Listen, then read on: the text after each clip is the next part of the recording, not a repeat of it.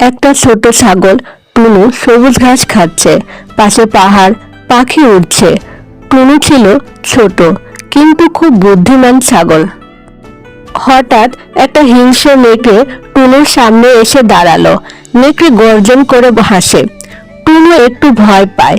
নেকড়ে বলল, আজ তোমাকে খাবো। টুনু শান্ত হয়ে নেকড়েকে বলে। টুনুর চোখে চালাকির হাসি।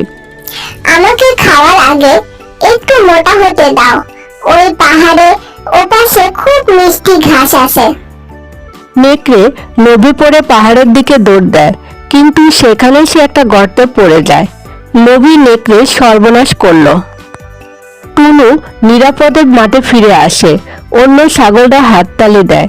ছোট হলো, বুদ্ধি থাকলে বিপদ জয় করা যায়। টুনু আকাশের দিকে তাকিয়ে হাসে। শক্তি নয়, বুদ্ধি সবচেয়ে বড় অস্ত্র।